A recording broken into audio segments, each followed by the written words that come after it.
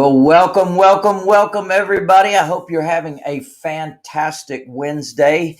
Welcome to our Facebook/YouTube live and in person. This is your opportunity to ask questions and tell us what's happened in your world over the last week. And hopefully your real estate is exploding like it is out there in the world. We're just seeing amazing things going on these days. And we've gotten properties under contract over the last week. We've sold properties over the last week. It's just a fantastic time to be in this business. Hope it's fantastic for you as well. How you doing, Scott? I'm doing great, Lou. And our topic today is taxes. And we've talked a little bit in the past about capital gains taxes and the impact that can have. But there's another tax that's been sort of slipped in, and that happens to be a tax that is going to affect your descendants for many, many generations if you don't do the right thing. And that's the inheritance tax. So with your permission, Lou, I'd like to bring up the first of two articles that I found on it, and we can just discuss it a little bit more. Well, one thing I wanted to say about inheritance tax is that, hey, back in the day, and I remember when I was getting into real estate and starting to pay attention to things like inheritance tax, and, back in the mid 90s, well, inheritance tax was a real thing because you only had a $600,000 exemption. Anything above that was taxed at like 55%. And then over the years, they have constantly and consistently monkeyed with the inheritance tax. And they continue to move it up till you got to a $10 million exemption. Then it went to adjusted for inflation. So it got to, like, right now it's 11,800,000, I think. So inheritance tax was very important because people would lose their entire farms and generations of work and wealth and just all the things that they had put into it. They would lose simply because of inheritance tax, because inheritance tax has to be paid within 9 months of the death of the person that created that wealth or inherited that wealth over time. So it's definitely something that we all should be aware of and pay attention to, because something happens in your life where you're building up. And hey, now if you look at it, people in California, people in New York and other parts of the country, hey, their inheritance or their wealth just could be in one house, but it could be significant. And as a result, we have to pay attention to these things. And right now, they've got some proposals, and you were going to share some articles with us. What do you say, Scott? Yeah, so here's one from the Tax Foundation, and it's talking about a 61% tax on wealth. So as part of President Biden's American Families Plan, the White House yesterday proposed two major tax increases on accumulated wealth, which could add up to about 61%. They would tax unrealized capital gains at death for unrealized capital gains worth over $1 million. So that kind of sounds to me like if you've got a $2 million house, you pass away and you're going to leave it to your family, maybe a daughter and a son, they're going to be paying capital gains on at least $1 million of that house. So right now, okay. And the sad thing about that is that maybe that was intended to be a family home. Maybe that home was intended to be passed on from generation to generation. Maybe it was to take care of someone who's still living, who's maybe infirm. And now, because of that tax on that $2 million in gain, so to speak, well, now that's got to be paid within 9 months. And if it's 61% of $1 million, well, a lot of people don't have 600 grand sitting around in a checking account waiting to pay a tax on.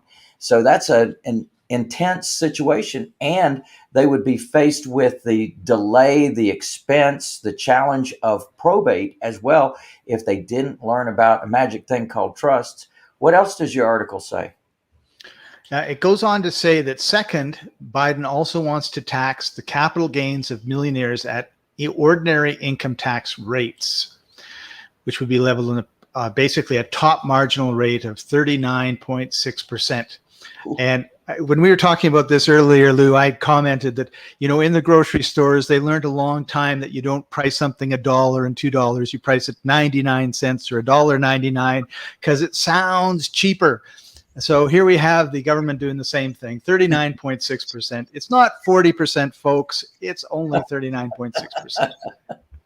Yes, it's so true. And of course, right now we've got capital gains at 20%, and they're going to zoom that up, essentially double what it is right now.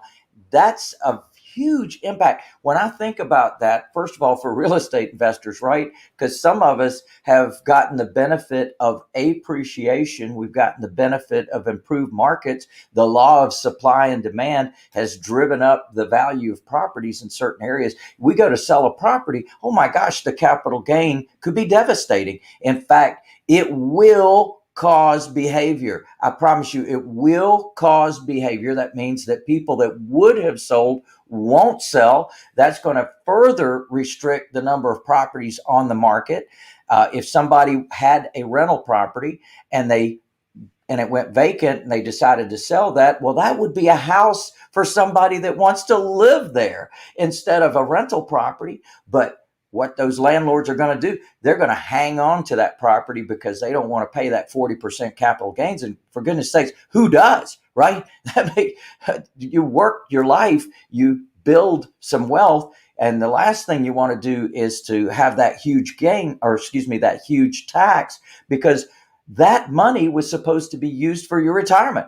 That money was supposed to be used to take care of you, maybe in a nursing home. We don't know what our next days present to us. We don't know what our future looks like. And so as a result of them smacking us with that huge tax, that takes a huge amount that could be used for later years away from us. So it's like a double whammy. They're talking about increasing the capital gains tax, and they're talking about increasing the inheritance tax. And by the way, this is just federal. Now you've got to contend with state. Depending on the state that you live in, there can be inheritance tax, there can be a wealth tax, there can be estate tax. Believe it or not, there's some states that have both an inheritance tax and an estate tax on top of these federal proposals. That can wipe out an estate. That can wipe out literally decades and even generations of hard effort and work. And by the way, things that have already been taxed, the things that they've already paid taxes on, they're now having to pay taxes on again. So it sounds like a very challenging waters that we're going to be navigating here. Yeah, I agree, Lou. And they're taxing after tax dollars, which is just amazing. So in addition to unrealized capital gains at death on ordinary tax rates, large estates would also be subject to the current estate tax of 40% above an exemption of $11.7 million per person. So it's like a triple whammy. And so that's what the Tax Foundation says. Of course, most economists agree that both the estate tax and the capital gains tax already amount to a second or third layer of tax on the same income. So you make your money, you get taxed, there's your income tax, you've got your after-tax money, you get taxed on it, then you die and you get taxed on it. And it's just not fair. It's not fair at all. And one of the biggest issues, it's sort of like a Robin Hood concept. Rob from the rich and give to the poor is the concept. And politically, they're saying, oh, aren't we do-gooders here? We're taking from the people that worked so hard in their life and gave up holidays and weekends and work nights. And some entrepreneurs work nights, weekends, and holidays. In fact, that's a regular thing for retailers, for restaurateurs, for so many people that have businesses. They work double, triple the time that a traditional worker works. And of course, all of that effort is being robbed. All of that energy, all of that effort is being taken from that family and given in certain ways to other folks. And it's just devastating to watch something like this happen. Hopefully, everyone will take action and cause their Congress folks to pay attention to this and say, now, hold on, not this time and not in our area. Because remember, in your House of Representatives, each of us have a representative. We don't have representatives. Each of us has a representative there. What I mean is each 750,000 people in this country have a representative. And so you need to find out who your representative is in the House, and you need to let them know. How you feel about this. And the same is true in the Senate, except that we have 2 senators, and the senators are over all the people in the state. So you let your senators know, you let your congressperson know, and you let your state legislators know as well, because they control the state taking money from the estate as well. And that's just an action step that you can take, but there's definitely more. Yeah, and one of the things that we had talked about before, Lou, was the fact that in a lot of the coastal states, really, when you think about it, like Washington and California, New York, that's where there's been huge increases in pricing for houses. So, in the 60s, grandma bought the house for $50,000 or whatever. Today, it's worth $3 million. And all of a sudden, you're not, as grandma wanting to look after, her children and her children's children, she's going to see possibly 60% of that or 50% of that just go for no reason. And it's going to cause hardships for a lot of people. Oh, there's no question about it. And like I said, that money could have been used and even borrowed. That wealth can be borrowed against if a family member has a situation, a medical issue, needs to go to an extended care facility. Well, now that wealth is not available because there's going to be so much tax that's going to be charged against it. So it's definitely something for everyone to be cautious of, considerate of. And sometimes we look at things and we say, well, that doesn't affect me, so I'm not going to pay any attention to it. And you don't realize it's exactly like you said, Scott, that these properties are not fancy properties. We're talking about right, 2, maybe 3-bedroom, little small ranch houses that suddenly have a lot of value over the years. And these parentheses states, I call them the parentheses states, but kind of the outskirts of America, meaning the perimeter of America, there's a lot of wealth concentrated in those areas because they're on the shore, they're by the seaside, and there's a lot of desire for being in that area. Well, in the central states, you're looking at the farms and you're looking at other things that have built wealth. Businesses, some businesses have been in the family for generations, and this is exactly why they changed the inheritance tax before, because people's entire generations of wealth, farms and what have you, were being wiped out and sold for pennies on the dollar just to pay inheritance tax. Looks like they're setting that up again. And you heard me correctly that they absolutely do these things to cause situations to occur. And you always have to look deeper into things when you see something and you hear what they're advertising as the reason that they're doing things. Just know there's more to the story, and it's your job to find out. Yeah, absolutely. The other thing I think too is that when they put a limit, that, like, for example, 11.7 million, there's going to be a tough year, and they're going to say, well, how can we make a little bit more? Well, let's drop it down to 8, and then let's drop it down to 5, and then let's drop it down to 1, and then, well, let's not bother with it at all. And it's very rare that they add and add and add to these things, in a way that helps the taxpayer. It's usually, how can we get more money? Well, it really depends on which political party is in control, because we have seen it change over the years. Like I said, 1995, it was 600,000, and then it went to 1 million, and then it went up, up, up, up. year after year after year after that. Now it's 11.8 million, or 11.7, 11.8. And now they want to take it all the way back down to a million. So just know that that is definitely a manipulation on purpose, and know that it can devastate a lot of families. So I want to take a look at Bloomberg. They had an interesting article here, and they said the tax rules are going to rip billions from big fortunes at death. And they did a kind of an interesting thing. Jeff Bezos from Amazon, if he passes away, his heirs are going to face a tax bill of $36 billion. Yeah, right. So he has an ex-wife, a girlfriend, 4 kids, and billions of reasons to watch whether Joe's tax overhaul wins congressional approval. And so they kind of go through it with him. And of course, it's hard to feel sorry for someone that's got, half $500 billion or whatever it is. It's amazing. But it really illustrates the fact that there's a lot of people that could be going through this same sort of problem. So so when we were talking about the houses, buying a house on the coast in the 60s for 50,000 or whatever. Well, he bought in at Amazon for 10 grand in 1994, and it's worth 180 billion now. So that's a significant capital gains. Wouldn't you say, Lou? Like all of it? Like all of it is a capital gain, meaning all of it's taxable, right? Yeah. And it's interesting how one of the things I always like to do is watch how they communicate. And there's a really interesting word that they throw in here. Biden's plan would close that loophole.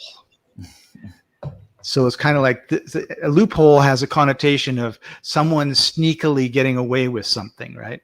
True. And so they're calling it a loophole, which then means, of course, that Biden's plan is great. We should be taxing capital gains on death. Then it goes on to talk about Bill and Melinda Gates. They announced they would be divorcing, and their fortune is valued at $145 billion.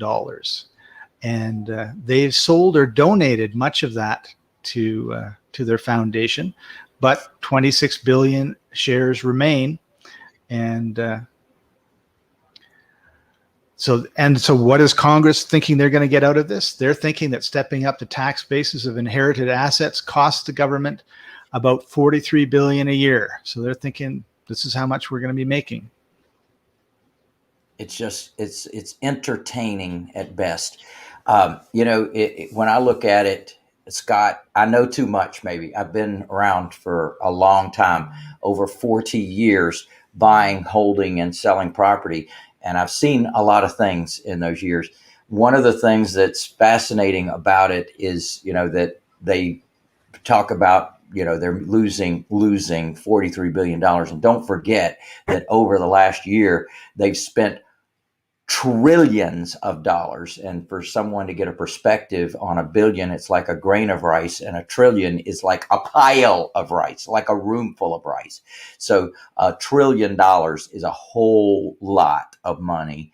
And they have spent literally trillions over the last 12 months. And they're getting ready to do more. They're talking about this infrastructure bill that's not got much to do with infrastructure, just like the coronavirus bill didn't have much to do with coronavirus. Only 9% of it went for coronavirus, and all the rest of it went for other programs.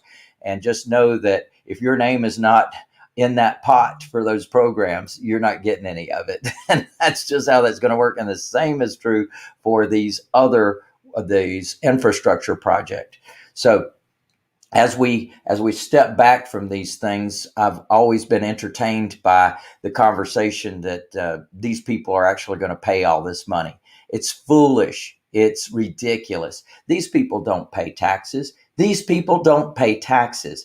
It's important for people to understand the tax code is set up for certain groups of people, and they've got levels of the tax code. For example, the 600s part of the tax code relates to trusts. The 900s part of the tax code relates to foundations. And all of these people, all of them have foundations. Well, you need to look into foundations, because that's another whole way that they're able to transfer incredible wealth, is to put it over into the foundation, get a tax credit for putting over into foundation. The foundation now pays for everything. The foundation, if you look at the Clinton Foundation, suddenly they were in the White House and said they were broke when they came into the White House, and they left the White House. Now they have a $2 billion foundation. Isn't that interesting? And all of a sudden, this money just shows up, and people make donations to the foundation. You look at what they spend the foundation money on, and most of it, they only spend, I think, less than 10% on actual projects, and everything else was spent on salaries, on travel, on food, on lodging. I mean, it was amazing to look at those numbers, and you just smile and wave, because you know that the elites don't pay taxes. The elites have other structures in place to make sure that doesn't happen. So, we delved into that, and we started looking at what are the vehicles that the elites use. And one of the great things about this country is that whatever someone else uses, someone else can use. So it's not like it's limited, it's just unknown.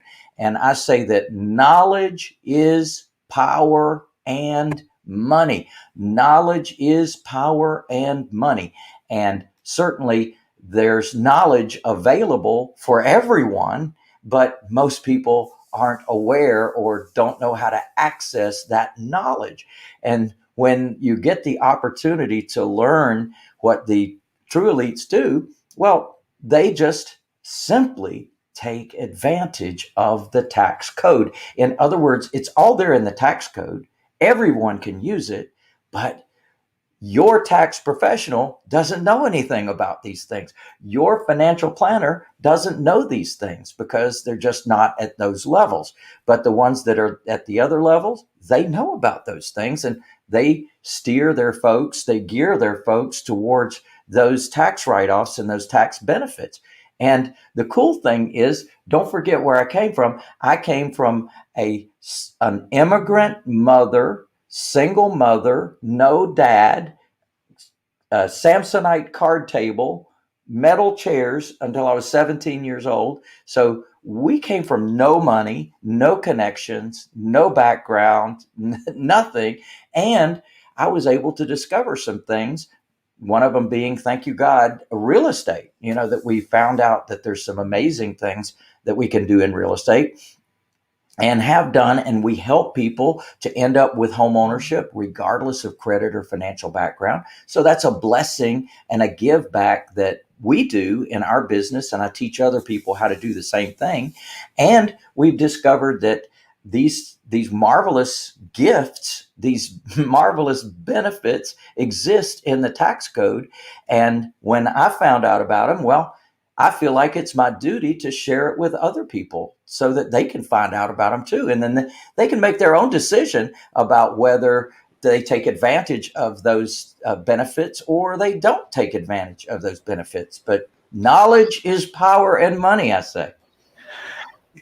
Right on, Lou. And I want to just finish off this Bloomberg article with the last paragraph. The story of taxing rich people throughout history is that they will always find ways to sidestep taxes. John Rico, author of the Wharton Study. This will certainly narrow the avoidance opportunities, but not as much as they might think. And so with that, I want us to move into kind of our next part, which is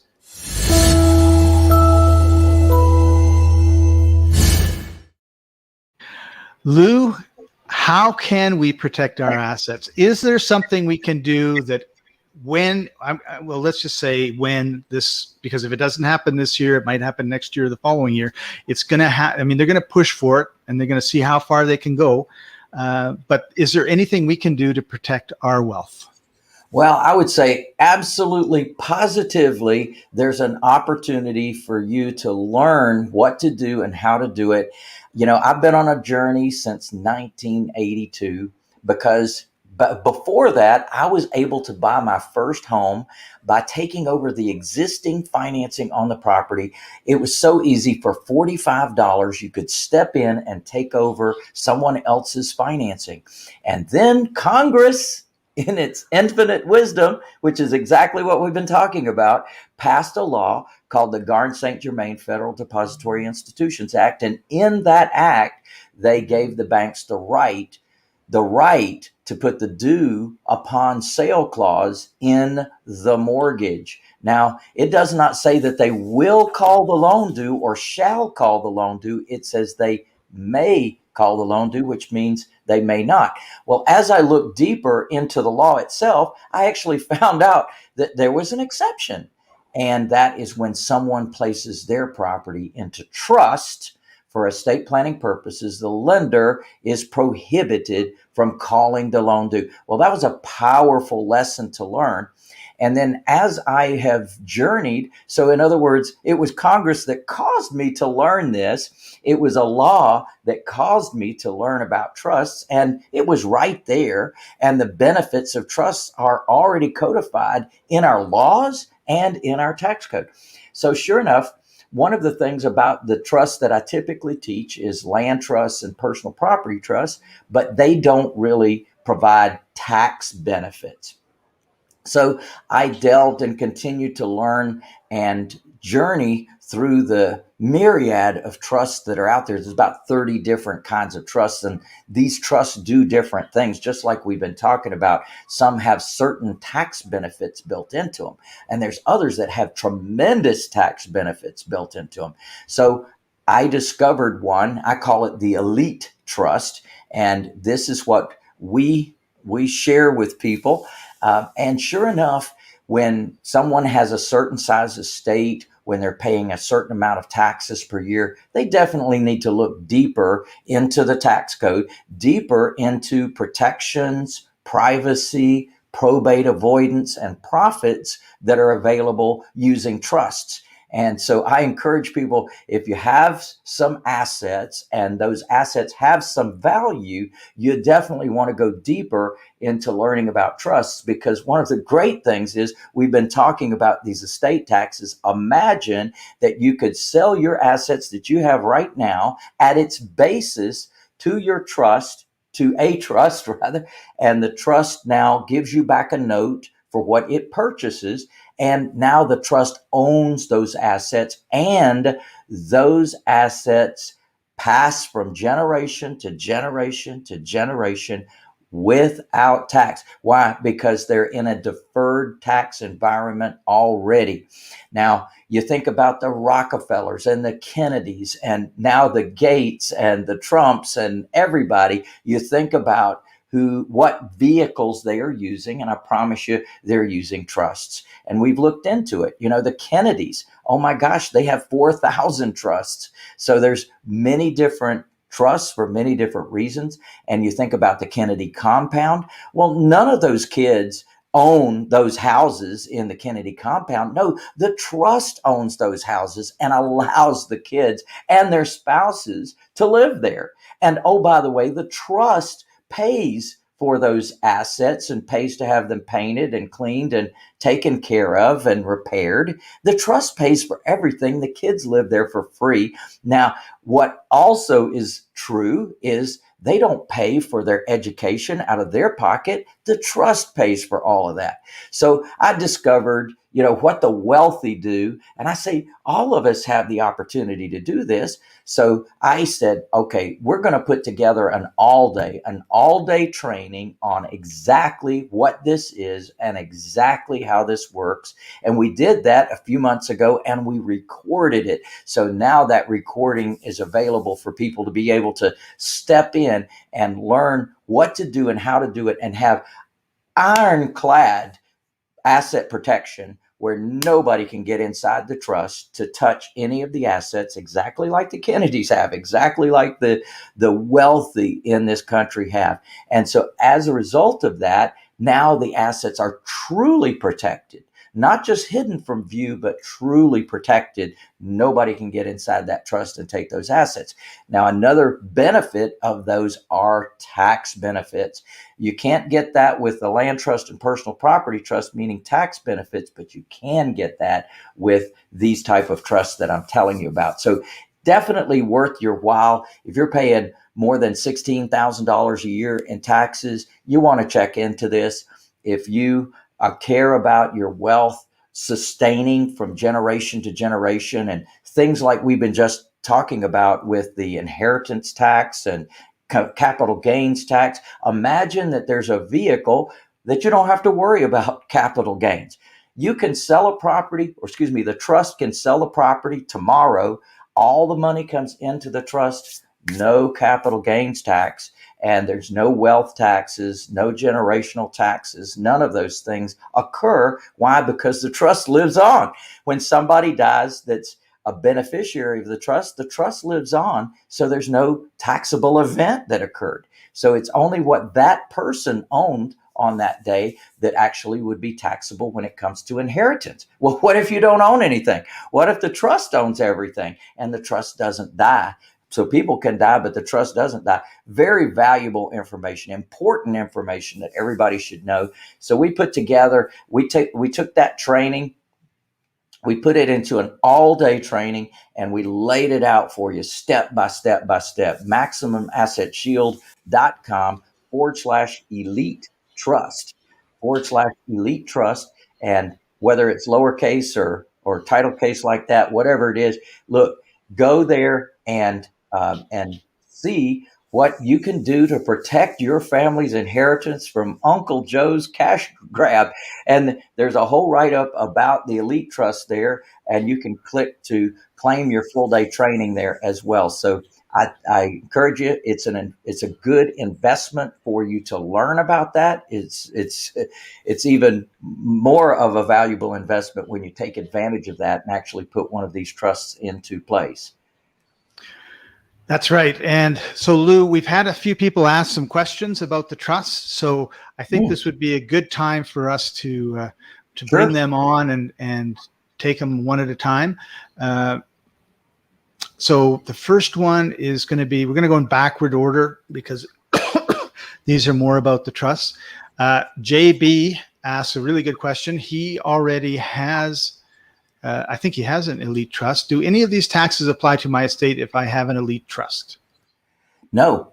What happens is that when you sell whatever assets you have to the trust, JB, you're selling them at your basis in those assets. So there's no taxable event for those to be purchased by the trust.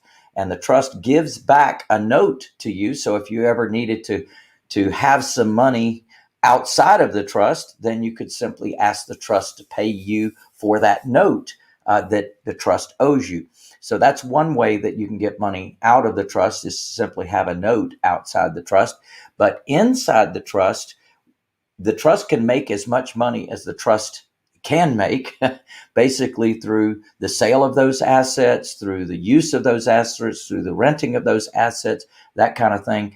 And the benefits remain inside the trust. So if they have taken advantage, again, of the tax code, and this is in the tax code, in the 600s part of the tax code I was telling you about earlier, that allows for these assets to be able to pass, and allows for the funds in that trust to be able to continue and pay its bills and what have you without there being a taxable event.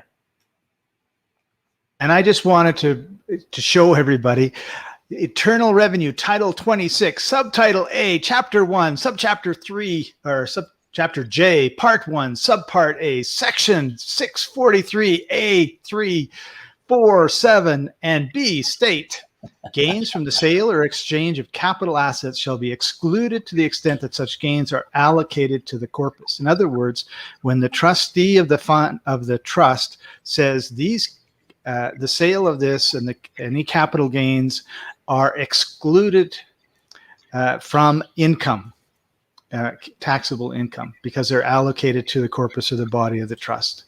items of gross income constituting extraordinary dividends or taxable stock dividends, which the fiduciary, acting in good faith, which of course your trustee always will, determines to be allocable to corpus or to the trust, the body of the trust is what corpus means, under the terms of the governing instrument, and applicable local law shall not be considered income. So in other words, when you have a capital gains on your house and your house is in an elite trust, then the trustee will say that capital gains is not considered income for the purposes of the income tax. Now you can imagine from this whole long where this piece of information is, not too many people are going to be able to find it, right? So you're getting pretty high level information in our little live stream today. Yep, it's a beautiful thing, and it's known to the wealthy, and it's known to their advisors. So their tax advisors, their financial planners, their CPAs, this is common knowledge to them. And I think about one estate that we've been consultants on as a $92 million estate. And they have layers and layers and layers of advisors. And when they saw this, they just went, "Oh yeah, baby, count me in. This is good stuff." And it's interesting that they knew parts of this, but they didn't know all of this. So they've definitely recognized that there's some value to this, and have bought into it for their clients as well. Awesome. So Marianne has a question. She has two. So do you have the seller put their property in a trust, then do the closing when I have a buyer, or is it all done at the same time at closing? So Marianne, if you are purchasing from a seller, well, I'm saying you're not purchasing. What the seller does do is the seller does place their property into their trust. What you purchase is the beneficial interest of the trust, or perhaps your trust. Another trust, like a personal property trust, for example, could purchase the beneficial interest of that land trust. Well, in a land trust, that differential that occurs in a land trust is that the beneficial interest is personal property. It's not real estate. So that's what you're really purchasing when you're doing a property subject to the existing loan. And then part two. So if I put my house in a land trust and I pass away, my kids will still have to pay an inheritance tax. That is correct. That is correct, Marianne. So in other words, with a land trust, it's going to pass to the heirs. It's in a trust, but it's going to pass to the heirs. So whomever it was that owned that asset, now the good news is it's already in trust. So the fact that it's in trust is a great thing. So it depends on who the beneficiary was of that trust. If you were the beneficiary of that trust, then yes, there would be a taxable event. So that's the one piece of that. However, the trust, if it's a land trust, can stay in place, and that can pass on to those heirs without having to move it out of the trust. But there would have to be a death, so to speak, tax return that would account for the wealth of the person that passed away. Okay, so Anthony. Okay, so let's take Doris's first. Can I place a property into a land trust if it's already in the elite trust? I would not, Doris. If the elite trust has purchased a property, then it should remain in that trust. It is in the very best place it could possibly be. If you think about a tank, right? A tank has got a lot of metal, right, all around on the bottom, top, and sides. And a mortar goes off next to a tank. Big explosion, right? Huge explosion. And the tank goes like that, but it doesn't blow up, and you can't get the mortar inside the tank. Think about your elite trust like it's a tank, and you can't get the bomb inside the tank. You can't get the mortar inside the tank. So the safest place for your assets to be is the elite trust. Yeah, absolutely.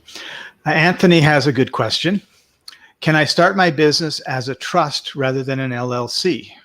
Anthony, great question. The answer is yes. There is such a thing called a business trust. And a business trust can operate. And in fact, we have a number of clients that have chosen to have a business trust. Why? Because they have a business. We have doctors and CPAs and multiple different professionals that have businesses up and running, and they're operating those now as business trusts. And then separately with their real estate, their passive income assets, they have those in the elite trust.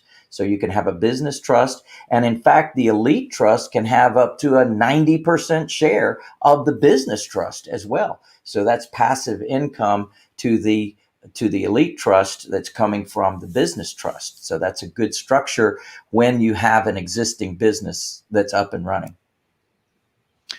Excellent. Doris has a follow-up question. Can I place a property into a land trust if it's, we already did this one, right? We covered that one. Here's the follow-up question. Sorry, it slipped down on me. Can I still lease option my property from the elite trust? Well, it's not you from the elite trust. It's actually the elite trust owns it, and the elite trust now is going to hire a manager. Maybe the manager is you, and then you're going to do the business that needs to be done. So that means to lease out the property and what have you on behalf of the owner, which is the elite trust. Yeah, that's a really good point that you brought up, Lou, is we have to start thinking differently. Because if you say, well, that's my car, but the car is owned by the trust, and then you could end up breaking the trust, right? So you have to always be saying, this is owned by the elite trust or whatever trust it is. I'm driving it. I'm a driver. I'm the driver, right? It's no or different this house is owned by the elite trust. I just happen to stay in one of the bedrooms. Well, if you think about limo drivers, right? A lot of the limo drivers don't own the limos that they drive. Those limos are owned by a company, but they drive them and they enjoy those limos. And maybe they take their mama around from time to time, from place to place. Maybe they take mama to the grocery store. But guess what? The company that supplies those limos actually owns those limos. So you think of it the same way. The trust owns the assets. They own the house, they own the car or cars, they own the vacation house, they own everything in it, and you're allowed to hang out there. Yeah, good. So Anthony has a technical type question. Is volume 4 and 5 different than the elite trust course? It is, Anthony. Volume 4 is land trusts. Volume 5 is personal property trusts. And those are, for some people, that's the way to go because they're just getting started. They haven't accumulated wealth. They haven't accumulated assets, and they definitely need a vehicle. They definitely need the benefits of trusts and always should use the land trust and the personal property trust. But my distinction is if you're paying $16,000 or more in income tax, and if you want to have wealth that can pass from generation to generation to generation, tax deferred, essentially, then you want to check into the elite trust for sure, because it's a different animal. It's almost like, even though it has the word trust in it and land trust has the word trust in it, the two of them are completely different in terms of what they do and how they do it. Great. Marianne has a follow-up question. So from my former question about seller putting their property into a land trust first, and I find a buyer, my question is, can it all be done at the same time at closing with a real estate attorney? Sure. It absolutely can. So if you've already got a buyer lined up, which is exactly what I teach, right? The house monster is designed to find your buyer before you even buy the property. So let's say you've got your buyer lined up. They've got adequate down payment. They've got adequate credit. You've gotten them qualified for the loan. You've found the property. You're ready to purchase that property. Absolutely. It can be all done at the same time.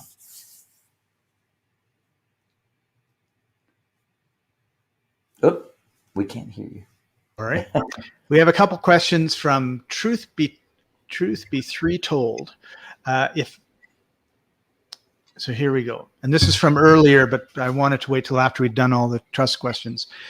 If a seller is adamant about working with a listing agent, what would your recommended approach be to this situation? I would say absolutely. You can go ahead and list your property. And here's a couple of things to think about. There's definitely going to be a cost. Have you considered what that's going to be?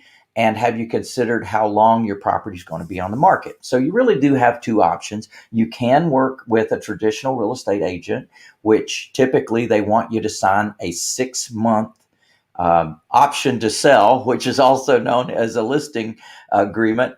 If you think about it, an agent comes in, takes over the property, takes control of the property in terms of being able to market it and sell it. And they've got a 6-month ride on that baby for paying you no consideration at all. Now, you can do that, or you can work with me. Now, here's the good news about us. We can buy your property today. You know it's already dealt with. You don't have to worry about when it's going to sell, if it's going to sell, is the contract going to fall through, is the funding going to fall through. You can sell to us today. And here's the other thing. We can work with the timing of your move. So maybe you need 60 days before your other house is ready. That's fine. We can work with you on that.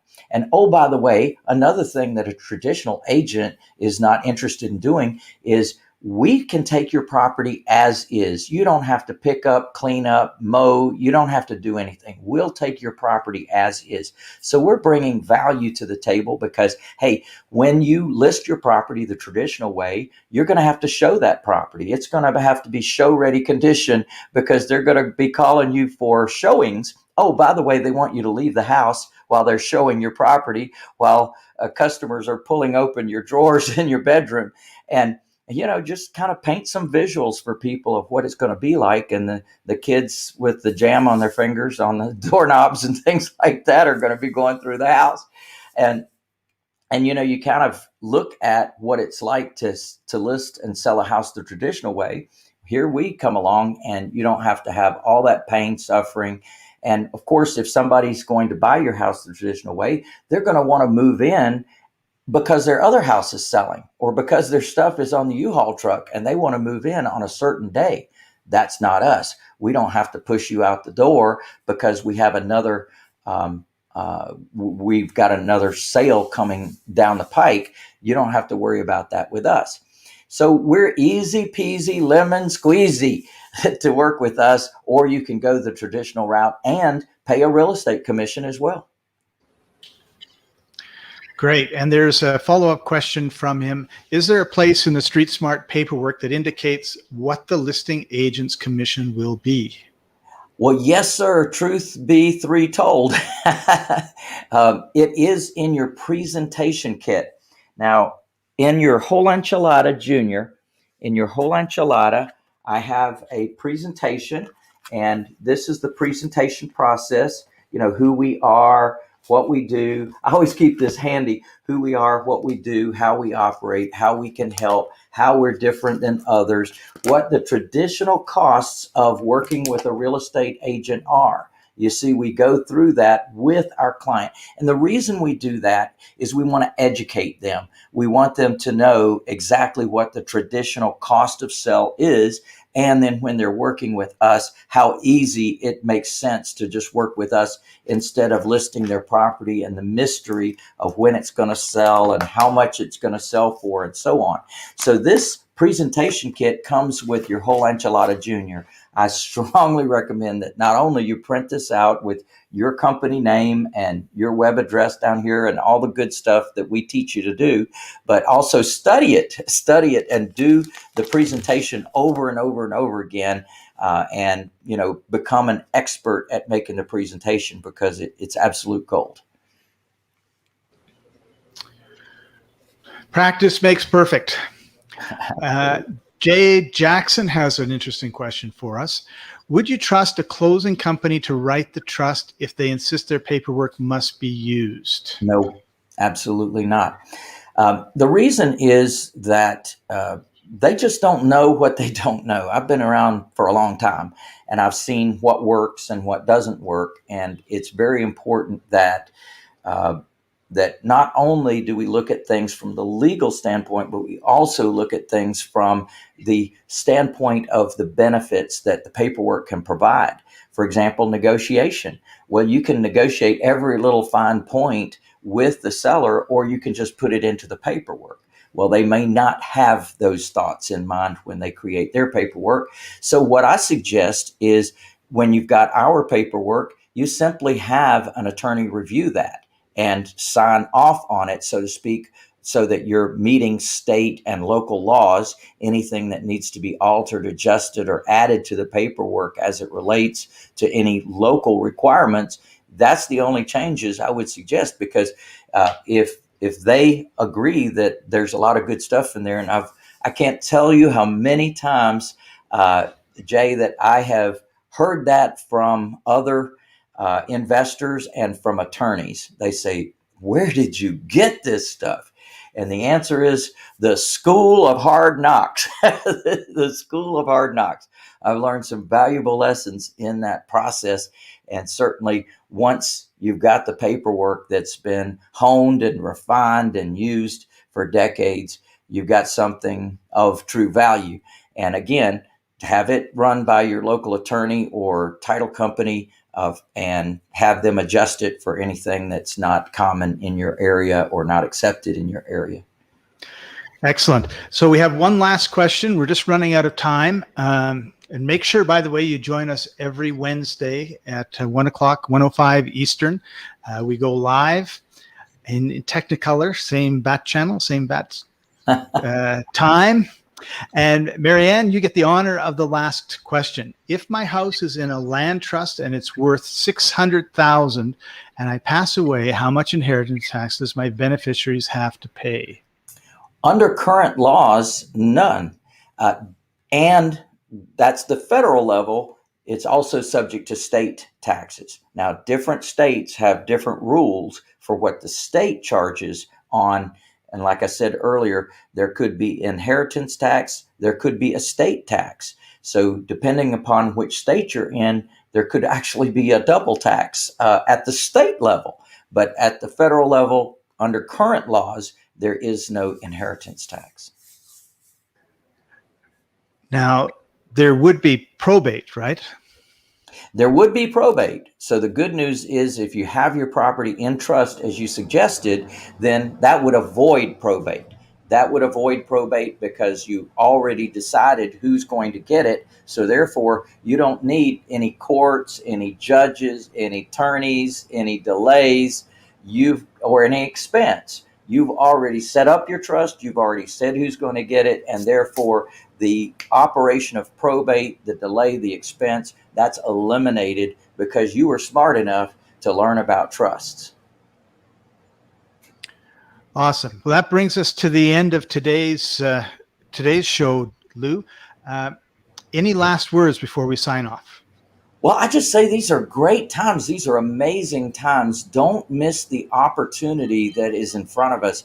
I just marveled at so many different things. I had a multi-hour conversation with a real estate agent yesterday, and we were setting up so many different avenues of business together. Definitely get connected with real estate agents, and I put an S on there, that are in your local market, because they are shakers and movers. They are finding things that you don't know about and that other people don't know about. They'll bring those to you first if you're a shaker and mover and you can close. They want to get both sides of the commission. So I encourage you to take an agent to lunch today. You've got one last thing to say, Lou. Yeah, baby. I will.